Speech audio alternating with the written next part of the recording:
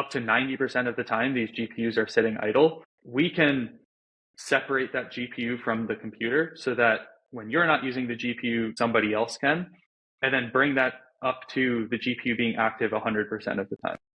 And what we see in practice is there's a 4 to 5% or a 4 to 5x efficiency gain, so that instead of one GPU being used 20% of the time, it's used near 100% of the time. That's huge. And so you take these GPUs that are being only used 20 to 30% of the time, now they're used 100% of the time. So you have this embedded 4 to 5x price performance increase in the, especially if you're running in the cloud and you're paying AWS or Azure or whoever to run these GPUs per hour. Now you can get 4 to 5x more out of them per hour for that same cost. Hey everyone, welcome back to the Ignite podcast. Today we're thrilled to have Carl Peterson, the founder and CEO of Thunder Compute, a cutting-edge YC-backed startup revolutionizing GPU utilization and AI development. He's a graduate of Georgia Tech, strong background in analytics, data analysis, cloud infra.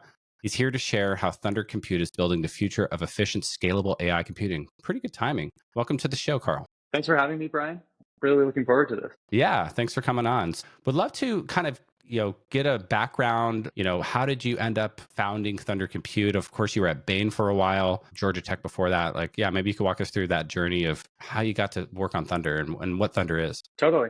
Yeah, I think like a lot of other founders, I've always had an itch to start my own thing. And I think Thunder was really the first idea that came along that was compelling enough for me to take the leap and actually do that. It started when my co-founder, also named Brian, and we were best friends at Georgia Tech, and he was in a research lab that just couldn't get GPUs, and him and all the other researchers used an Excel sheet to sign up for time slots where they could use the GPUs. It was just a really crappy system overall. So he'd have to sit there 2 weeks later. If he didn't sign up for enough time, then he had to wait another 2 weeks. It just really delayed all of his papers. And from there, we started looking at different technologies that could improve that. And we can go way more in the technical weeds here, but we settled on one specific virtualization approach that can use GPUs much more efficiently. And I've kind of been building it since. That's amazing.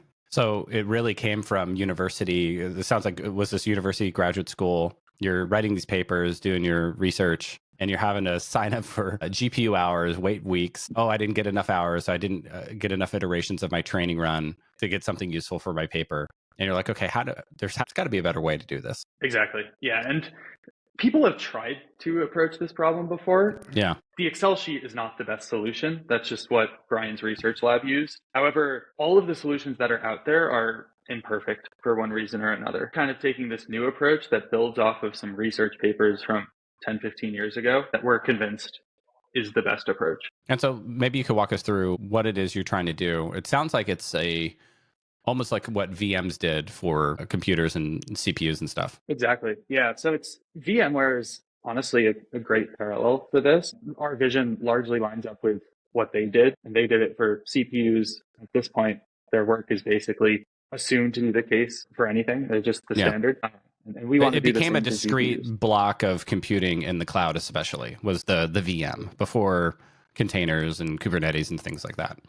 Exactly. And it still is kind of the de facto standard of like, okay, I'm going to run something in the cloud. You're probably going to spin up a VM of some size. Precisely. Our approach is really fundamentally what we're doing is allowing you to schedule the GPU separately from the rest of the server that you're working on. And that kind of sounds like a technical nuance of like, okay, why would I care about scheduling the GPU versus scheduling the rest of the server? And the reason for this is the GPU is actually sitting idle a lot of the time that the server is doing other things. Right. So if I'm sitting there developing code on a server, I'm not using the GPU. If I'm grabbing lunch, I may leave the server running, but I'm not actually doing anything on the GPU. And what we see is that commonly between like 60 and 90% of the time, the GPU is idle when the instance is still doing other things. So meaning that things are loaded into the VRAM, but it's just sitting there waiting to process things. It's waiting for instructions from the CPU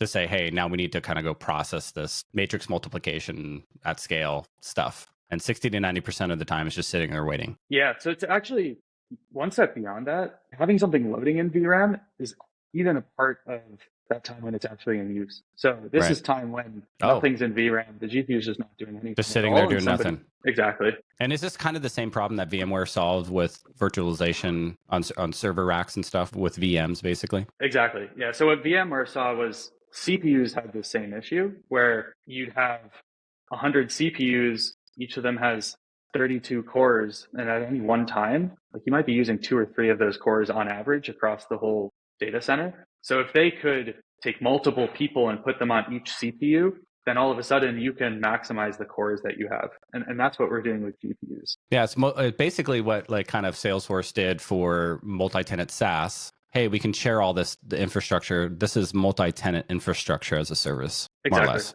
Yep. So maybe you could walk us through some nuts and bolts of how it works and why nobody's done it yet. You know, because Totally. this is always like as I put my VC investor hat on when I first met you, I was like, okay, why now? Well, there's an enormous amount of compute demand, obviously because of AI, and it just keeps scaling at 5 to 10x a year. So that was my why now. But like, why hasn't anybody done this the way that we did it for VMs, over a decade ago? Definitely. Exactly to your point. This is relatively new compared to CPU virtualization. AI has only been using, at least GPUs for AI is a last 5 year type of thing, versus CPUs have been virtualized for 20, 30 years at this point. Yeah. So that's one piece. So this is the other something that reason, we ran into this bottleneck, 20, 30 years ago when we were scaling out, internet 1.0. And so you're saying like these VMs actually started in the 90s. exactly. Wow. Yes. So, because that was a bottleneck back then, is like, how do we get these servers online to put Hello World and Hello Kitty or whatever out there on the internet? Exactly. Yeah. There weren't enough CPUs to go around. So kind of left this market need to get more out of those CPUs. And now we're seeing the same for GPUs. Interesting. And so why haven't the big clouds like VMware, Azure, and AWS where I worked, are they working on this problem? And like, how do you see that competition kind of coming? Is it a paradigm shift and there's going to be 1 or 2 new players like you guys that solve this problem and become kind of that standard? Yeah, I think so. And the reason they haven't so far is there's this assumption that the communication between a computer and its GPU has to be really, really fast. And that's an assumption that everyone shares across industry right now. It's just you need the highest bandwidth connection possible. And that's really what PCI Express is optimized for. Yeah. And we break that assumption. And that's really kind of And the that's certainly the counterintuitive way case to when you're doing approach this. inference, right? Like inference, I mean, you definitely do need the fastest possible. But on training, probably not as much, right? You could kind of wait, like, oh, if there's a little 500 millisecond, 200 millisecond latency versus, 2 millisecond latency, it's not going to make a huge difference on your training runs, or does it? Or like, yeah, maybe you could break that apart. Yeah. So the latency that we're talking about is actually on a much lower scale than even that. We're talking about like nanoseconds of latency. And what we're doing is taking this connection that has nanoseconds, microseconds of latency with PCI Express, and then using like an Ethernet connection that has milliseconds of latency. So it's orders of magnitude slower, but for an inference job, it's actually pretty negligible. Like if you're even a self-driving car, which probably wouldn't be the best use case for us, but a millisecond of latency wouldn't be a deal breaker there. Yeah, it's probably not going to cost any lives at a millisecond. Exactly. And really the issue with higher latency here is just how many operations are happening over this connection. So if you have one operation and it takes a millisecond, that's fine. But if you have 10 million operations and each of them takes a millisecond, then all of a sudden you're waiting thousands of seconds just in added latency. Right. So how do you get around this problem where you do have that kind of cascading cumulative latency? Yeah, that's really the meat of what we're doing. At a high level, we're programming the GPU operations in a way where they're not bottlenecking each other. And you can kind of keep all of the hardware busy at the same time and not let this latency get in the way of what you're actually computing. So have you guys run some benchmarks on typical training runs where, okay, this is what it looks like for training and inference on a traditional stack versus Thunder Compute? And like, what is the difference in, let's take it with timing and performance first, and then we'll take cost. Totally. Yeah. So timing and performance, right now, we're at about a 20 to 50% performance slowdown versus a native GPU. Interesting. So on the state of the art things where latency is a big problem, and you are at hundreds of milliseconds of latency, which 100 millisecond would be 1/10 of a second. It can make a difference, but 20 to 50% doesn't make a huge difference when you're down in the, even smaller amounts of latency. Like you said, yeah, the 1 millisecond, 2 millisecond kind of latency. You go from 1 to 2, Exactly. you're not going to feel it. What's Yeah. interesting here is like latency is the bottleneck. It's like the latency of the connection. But the way that manifests is actually runtime, because the program you're running will have like 10,000 different CUDA operations happening, and you're adding the latency for each one of those. So like the overall program takes 20 to 50% longer. Interesting. So you're adding, it does add latency throughout because you guys are plugging into CUDA, right? Or do you sit below CUDA? It's on top of CUDA? It's basically a replacement for CUDA. Interesting. So maybe you could tell us what CUDA is for the audience listening out there that's not as deeply technical as you or I on AI and how you replace it. Like, what is it and how you replace it? Totally. So CUDA is the library for NVIDIA GPUs. And what that means is anything you do with an NVIDIA GPU has to go through this library, which is CUDA. And there are a whole bunch of functions that you can call, which do different operations on the physical hardware. And any programmer who's building something for a GPU like goes through this CUDA layer to interact with it. Right. So this is NVIDIA's basically platform, a library that allows you to program out of higher abstraction and communicate with their GPU system. Exactly. And then you're basically taking that, and a big part of that system is how do you orchestrate all this across the GPU or series of GPUs? And you're saying, hey, we could do this in a better way at a better price performance. So you said it's a 20 to 50% slowdown, which sounds like a lot, but now maybe we could talk about the utilization and costs, right? If you're paying, some of these GPUs can cost $20 an hour, right? Exactly. Maybe you could talk a little bit about that price performance. Yeah. So I mentioned the 20 to 50% slowdown. I also want to add that that's the slowdown with some of the performance speedups that we've implemented, but there's a long way to go. And we actually do think we can get this within 5% of native to at native, kind of depending on what you're running. Wow. So it's just a matter of time and like adding more of these optimizations. Without any optimizations, that slower connection makes this like hundreds or thousands of times slower than the native GPU. Right. So yeah. If you just implemented it raw without any optimizations, without Thunder Compute, you're just gonna be like, this is too slow. We can't do this. Exactly. And that comes back to why others haven't approached this problem is like from the outset, that's what you would assume is this would be impossible. It's just too slow. You would assume like 100 to 1,000 times slowdown, not 20%. Right. But back to your other question, the efficiency is the benefit here. I mentioned like up to 90% of the time these GPUs are sitting idle. We can separate that GPU from the computer so that when you're not using the GPU, somebody else can, and then bring that up to the GPU being active 100% of the time. And what we see in practice is there's a 4 to 5% or a 4 to 5x efficiency gain, so that instead of one GPU being used 20% of the time, it's used near 100% of the time. Wow, that's huge. And so you take these GPUs that are being only used 20 to 30% of the time, now they're used 100% of the time. So you have this embedded 4 to 5x price performance increase in the, especially if you're running in the cloud and you're paying AWS or Azure or whoever to run these GPUs per hour. Now you can get 4 to 5x more out of them per hour for that same cost. Exactly. And that's how you guys make money fundamentally, is like you're basically selling the GPUs per hour. So I can go into you, and I remember like Paperspace back in the day, right? Paperspace was a ML platform that you could go run training jobs on, and it was just running on AWS, but it just made it a little easier, a little bit more abstracted. Kind of competed with SageMaker. You guys are kind of competing down at that infrastructure layer instead of going natively into something Google offers or whoever. You can run it on Thunder Compute and just do it a lot more efficiently. Exactly. And if you go to our website right now, that's exactly what we're doing. It's just basically reselling Google Cloud and AWS instances for about a quarter of the cost. Wow. So are they happy with that? Are you getting like cease and desist letters from them? Haven't yet. But ultimately, because we're still buying GPUs from them. Yeah. You're spinning the meters. Yeah. Exactly. We can go, if they kick us off, we'll just buy our own and cut our costs down. Right. And that's the other thing you could do eventually with scale is vertically integrate, right? Start setting up your own data centers and things like that. Exactly. And we want to stay narrowly focused on our core software for now. But if we do grow enough, that would be down the line. Yeah. I mean, that'd be a great problem to have, right? Thinking about your own data centers and things like that. It'd be pretty amazing, actually. Exactly.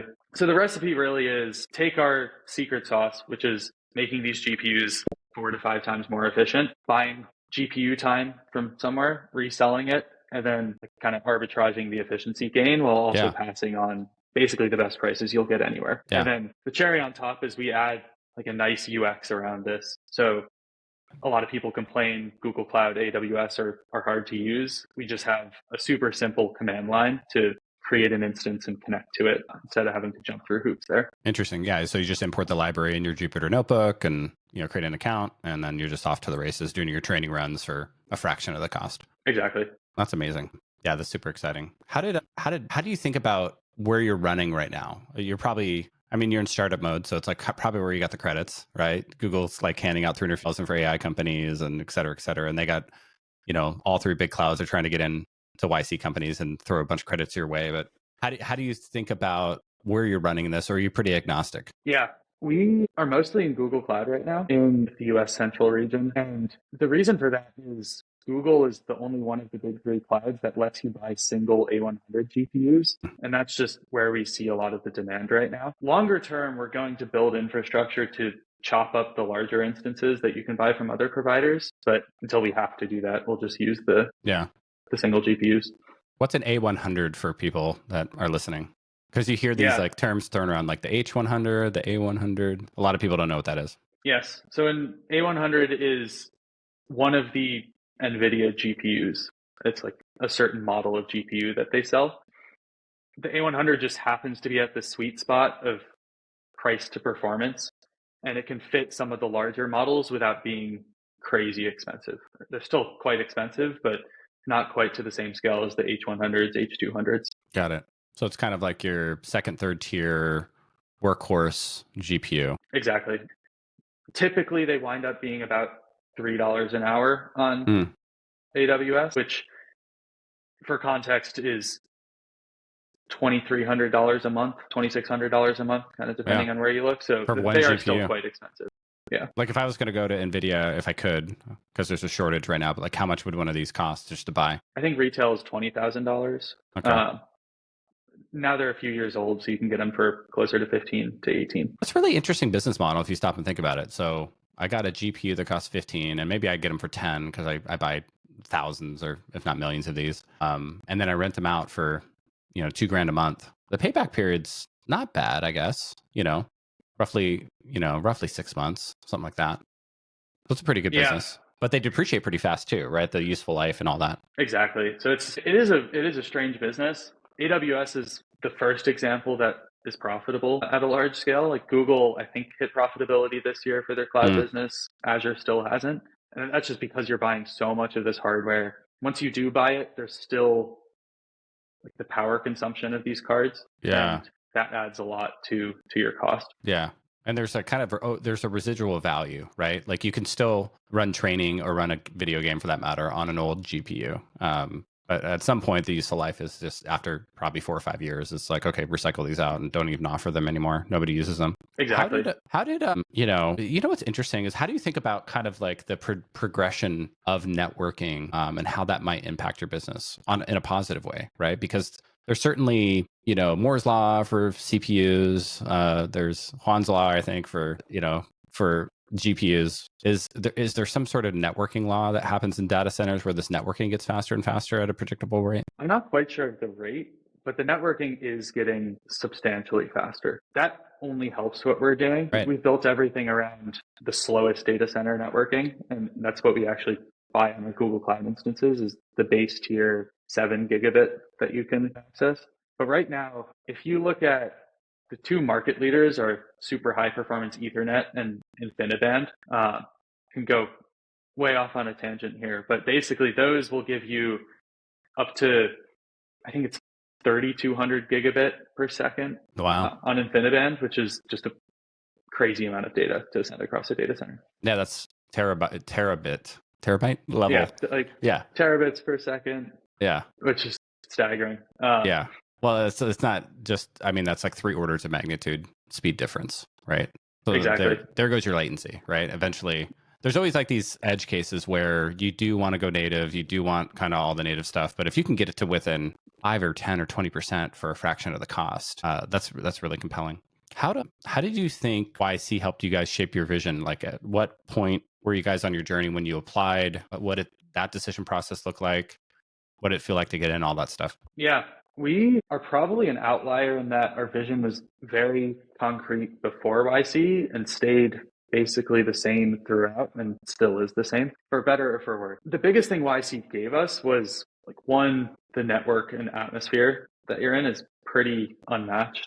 Like, it's a great cohort of people. The culture of like putting everything on the table, building, really dedicating yourself to your startup is fantastic. From like a strategic perspective, the biggest thing they encouraged us to do was just launch a prototype earlier and talk to people sooner, which we did. And it reinforced a lot of what we thought we needed to do. But it was still helpful to see what people actually ran on our software and kind of gauge what point it was at during the batch.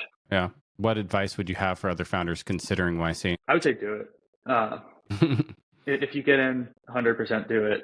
The equity is a bit high compared to other accelerators, but I think the return is much higher. It's pretty similar. I mean, I guess with the MFN, that's another chunk of your round, but I mean, that's money you're going to raise anyway. The 7% for 125 is pretty standard, I see, especially among the top ones. But yeah, it is a chunk of equity for sure. Definitely. Yeah, I think it's totally worth doing. And if it lines up with the timing of where your startup is, you should do it. Yeah. Any memorable moments stand out to you? Yeah, we got super lucky. We were the last batch that had the retreat, and I think the retreat was fantastic. Basically, they rented out a hotel in Sonoma. Is that the Silverado? No, but I forget what it's called. Yeah, like one of those resort hotels out there. Yeah, exactly.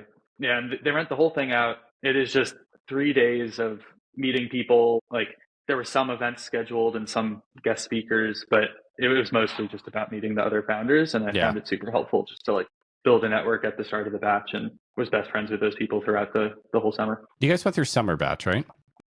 Exactly. Okay. Summer batch was the first 100 company batch in a while? It was 200 the last still? one. Exactly. It's the last big one. Yeah. Okay. Yeah, I do like it now that it's like 200, or I'm sorry, 100 instead of like 2 or 4, 100. As an investor, it's just way easier to digest. So thank you, Gary Tan, on that. It was really hard to go consider 400 companies twice a year. Back 4 or 5 years ago, I was like, oh my gosh, like how do you even keep track of this? But now it's 104. Yeah, 104 times a year is a lot more digestible.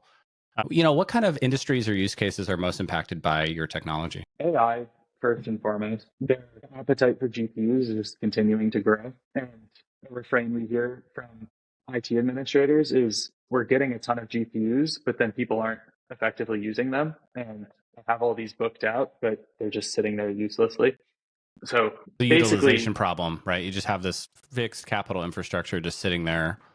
And that's kind of what reserved instances are. Even if you're not buying your own GPUs and your own data centers, like you typically will reserve them for a discount. And then you're just sitting on them, not using them. Exactly.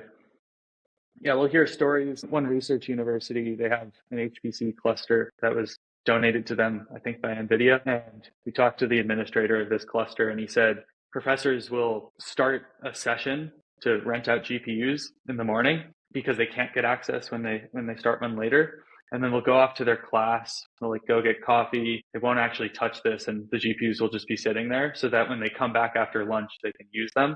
And they'll reserve them for 24 hours and use them for 2 hours.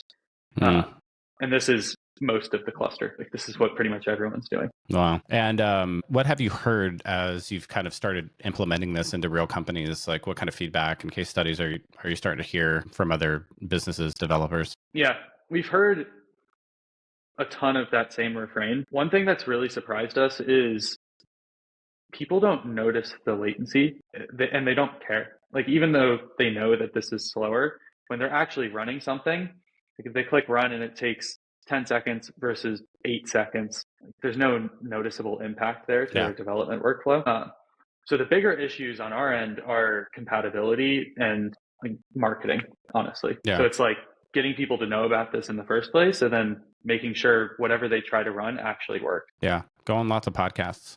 Yeah. There's AI podcasts and, starting with this one, but yeah, that could be a good way to get the message out. This episode of the Ignite podcast is brought to you by our friends at Build, spelled BYLDD. Build is a development agency that specializes in helping early stage startups, especially non-technical founders and teams, build and launch scalable revenue generating software products. Most startups don't have $100K to hand over to a big agency, and honestly, for your first product, you probably shouldn't. Sure, you could try rolling the dice on some freelancers, but that's a gamble with unclear costs and a lot of project management headaches and no guarantees. That's where Build comes in. For just $10K in about a month, Build can turn your validated idea into a real product that's ready to go to market. It's a smart, efficient way to build a foundation for a company of any size. And yes, companies that start with Build can and have scaled very large. Their clients have gone on to be backed by YC, Y Combinator, and Google, and raise funding at multi-million-dollar valuations. Ready to get started? Head over to build.com. Again, that's BYLDD, to connect Ayush and the team and let him know you heard about Build on the Ignite podcast. You know, as a first-time founder, kind of what has been your biggest challenge? And YC probably gave you some advice on this, but how did you overcome them? Yeah. I think the biggest thing is just being steady throughout all of the uncertainty. Each day will just be completely different. Maybe you're super excited about some new features you built, but then the next day a big release breaks and a bunch of people are upset at you. It's good to zoom out and kind of keep the overall vision in sight and say, okay, we're actually in a much better place than we were last week, even though today is rougher than yesterday. And I think if you can keep that in mind, it really smooths out the journey. And the other thing is just keeping in mind that it's really fun to do this. Like, a large part of the reason why people go off on their own to build something is because they really want that thing to exist. And if you look at that and say, oh, wow, the work I'm doing right now is creating something that didn't exist a year ago and will impact all of these people, it really makes the whole thing much more exciting. Yeah, that is exciting. Infectious meeting people like you that are doing that as well. How do you envision kind of the future for Thunder over the next 5 or 10 years? Yeah, extremely bullish about where this is going. I think all along in our minds, this has been a question of like technical execution. I think the demand is pretty clear. Everyone needs GPUs. GPUs, like we were talking about, can cost $20,000 to $50,000 for a card. It makes a ton of sense to want to use those as much as possible. So the question is really like, does our software work better than others? And at this point, that answer is very clearly yes in our minds. So we've gotten to this point where it's 20 to 50% slower, but it's really about making this compatible, making it like almost indistinguishable from an actual GPU when somebody's developing. And then at that point, we have this fundamental cost advantage. We have the same or better user experience, and we can just scale from there. Yeah. I think we're getting very close to that point. Yeah.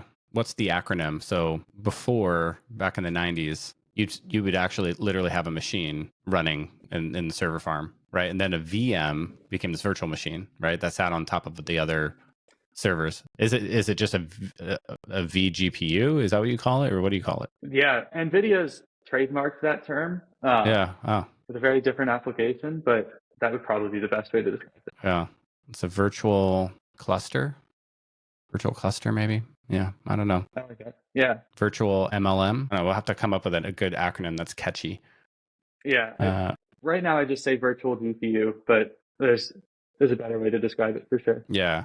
Well, I think VMware got the branding right, which is like, we do VMs. We are software for VMs. Oh, okay, got it. VMware, Microsoft, right? Like Thunder Compute. What it implies, I think, in the brand is like it's fast compute. But we need to come up with like, I don't know. Maybe we'll do a rebranding at the Series A or B. I don't know. Something to think about. Totally. Yeah. Very open to it. Let's wrap up with a rapid fire. What's your favorite tool for analytics or cloud infrastructure? Thunder Compute. Outside of that, Of course. Of the big clouds, we use Google Cloud a lot. And then we love PostHog. PostHog Analytics is awesome. I've heard of those, yeah. Which YC startup besides your own were you most excited in your batch? Theseus was a startup in our group. They're building GPS replacements for drones, and they're awesome guys. They're super talented. Is this the quantum GPS? GPS? I just heard about quantum GPS, where you don't need to ping the satellite. It just kind of uses quantum physics to understand. I don't even know if it's real. I just saw a pitch deck. I'm like, this is way off thesis for me. I don't know anything about this. But it was like, it was like quantum GPS. It uses like the quantum decay to understand velocity in space and time. I was like, wow, that's pretty far-fetched. Yeah, outside of my pay grade. Yeah, exactly. They're doing it's like in war zones you can jam GPS, so they're using Mm, like this system of other sensors that are unjammable, and then you can plug it into the GPS sensor input and then use their sensor instead. interesting. What's the most surprising thing you learned about AI development recently? I think the biggest thing is how little people like to think about infrastructure. People just assume that whatever computer they're on works, and if it doesn't, they kind of give up. Hmm. Making it just immediately work is super Yeah. important.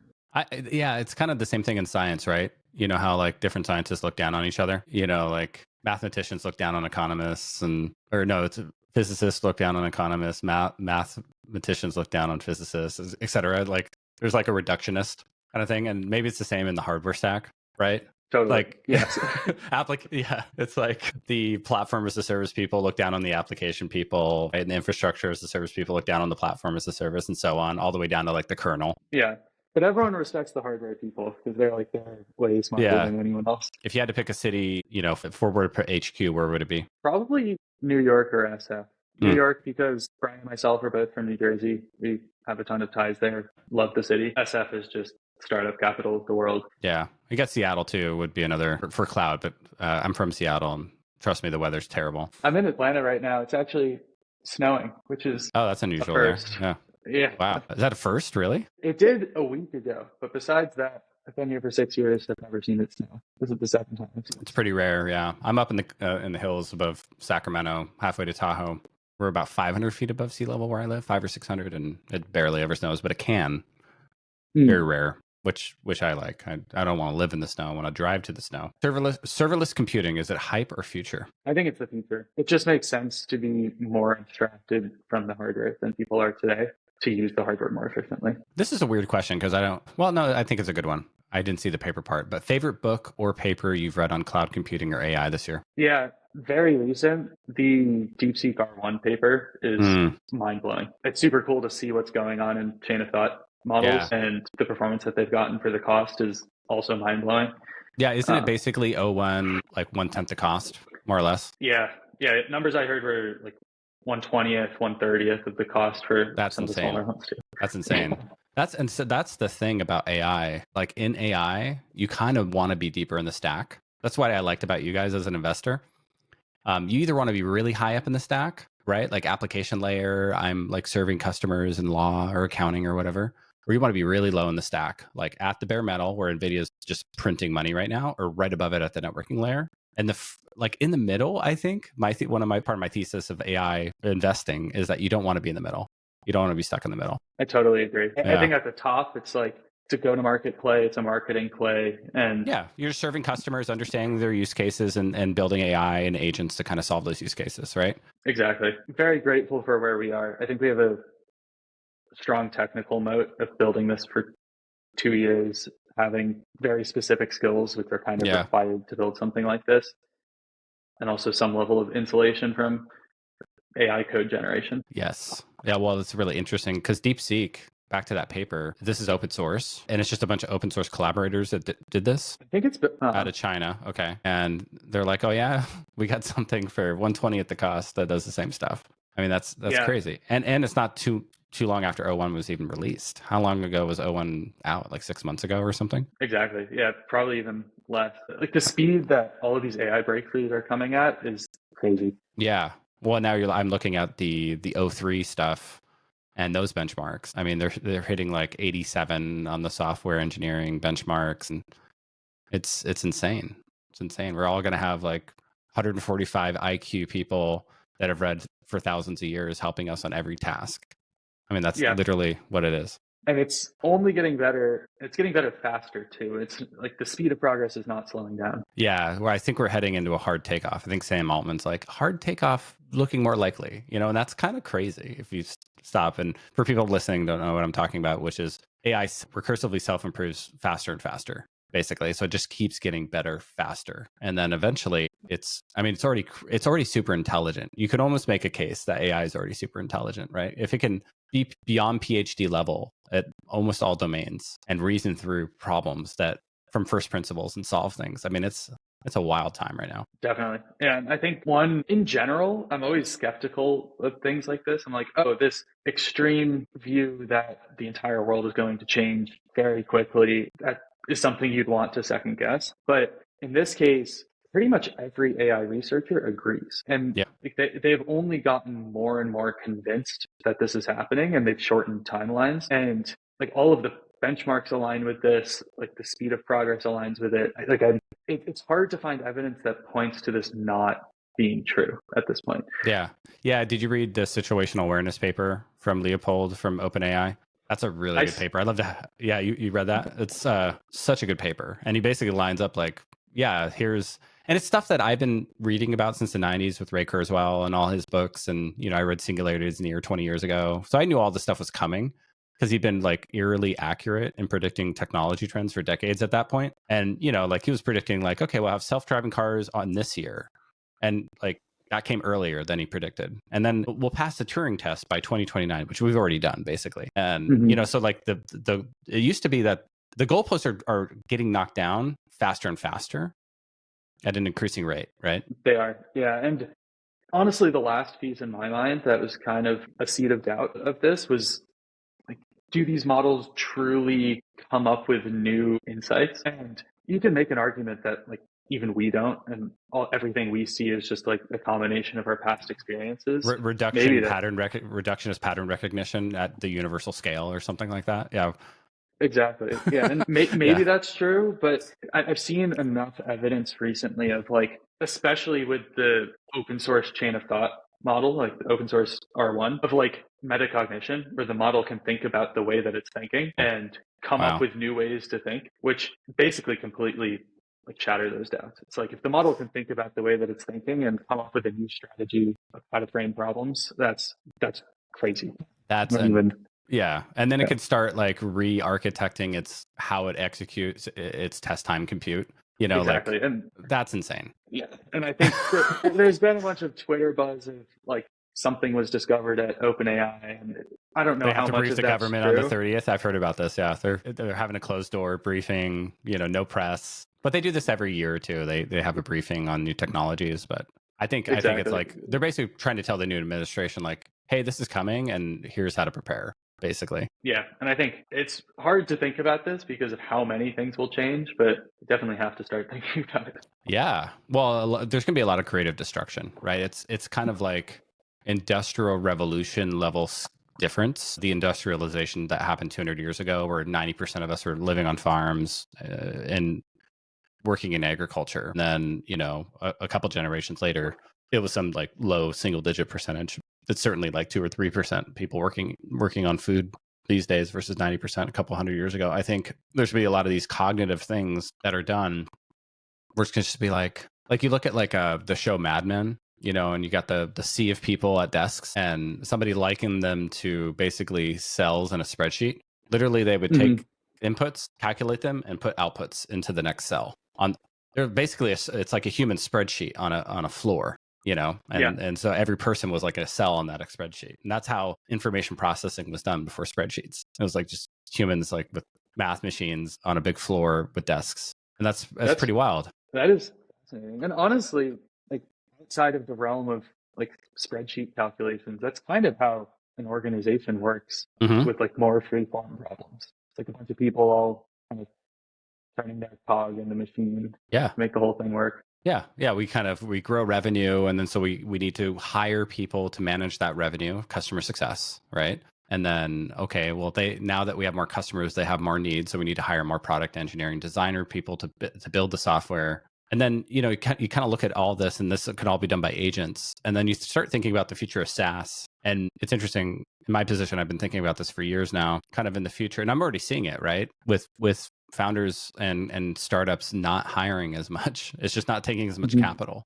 which is great for me because I'm an early stage investor with a very small fund, writing very small checks into very early rounds. And so like I'm perfectly well suited. But if I was sitting on $1 billion fund and had to write $25 or $50 million checks into a small handful of companies, I don't know, maybe there's a Jevons paradox here where there'll just be more of everything done, right? Because all the inputs are cheaper and more efficient. And so you just get more companies, more products and services, just more of everything. Yeah. I agree. From our experience, like as a small company, we have myself and Brian are the two founders, and we hired our first employee, Jack, and we don't want to hire anyone else. We like that is enough for You us can use for the AI. foreseeable I future. have portfolio companies that are also on the Team Ignite portfolio, like you guys, that help with a variety of things. Like you need an AI BDR SDR person that does outreach on that's multi-channel. I think I have at least 2 or 3 companies that do that. You want, Exactly. AI for your accounting? Yeah, we got one of those. Do you have some past due debts that you need to collect? I have a company that does that. Do you have, like, the list goes on. There's like an AI agent SaaS platform for just every business problem that needs to be solved. And so, like, in the future, maybe there are no like employees. It's just execs. It's just a team of execs, 5 to 10 people that run the different functions of an organization. And maybe eventually it gets to like where Sam Altman's talking about, where it's just 2 or 3 founders that never hire anybody. It's all AI. It's just you and your co-founder and AI, just talking to AI. It's the O3 agentic, blah, blah, blah. That's general purpose, PhD level, everything, has metacognition, can think through problems and execute on them. And we just get this like 1,000 flowers blooming of just AI powered SaaS companies filling every nook and cranny of every human need. Yeah, and it sounds crazy, but honestly, kind of how it already is. Like, yeah, to a lesser that extent. is what we do. Yeah, like an order or two of magnitude below that. But I think that's the terminal situation of humanity, is like we're all just like these superhuman AI backed. And I think what Kurzweil would say is like we merge with our AI, right? We get the neural links, and eventually most of our cognition's done in the cloud. And we're like, well, we're mostly just AI in the cloud now, other than this like biological being. But this is getting pretty sci-fi and far-fetched. But I mean, Totally. like, who knows, right? In 20 years at the rate of progress, it's pretty wild. It's hard to think 2 years out, let alone 10. Yes, there's a compression of timelines. I've noticed this I'm in my mid 40s now. I'm getting old, but in the last, I've been following sci-fi since I was a kid. I've always been fascinated, and you see this in sci-fi. Back in the 60s, the original series of Star Trek was really far in the future, hundreds of years, like way deep in the future. We'll have warp drive and transporters, and and now it's kind of like sci-fi is like in the near future, at like 10, maybe 20 years from now, we'll have something that we don't really understand. It's hard. That's the singularity, as Kurzweil would say. It's like it's hard to think past having billions and billions of super intelligent agents doing things on the planet, and a billion robots walking around building everything. It's just so hard to imagine like what society is and what we do. And yeah, exactly. Yeah, it's totally fascinating. Last question: what's the one thing most people misunderstand about GPU utilization? Back to earth here. 100%. I think probably just not thinking about it. People just assume that if a GPU is sold, it's used. And like if you go to AWS, a lot of times they're just sold out of GPUs. And then you might think, okay, like the solution is build more GPUs. When in reality, you could actually get 5 times the capacity out of those GPUs that are already sold. Yeah, I love that. Where can folks find you online, find out more about Thunder? How can they get in touch? Yeah, so our website is thundercompute.com. You can find more on our X accounts. You can find more in our Discord. There are links on our website. My X is at Carl_Petey, Petey. At Thunder Compute is our company as well. And we're out here putting out more content, and try the software yourself to see. Love it. Well, thanks so much for coming on, Carl. Thank you, Brian. All right.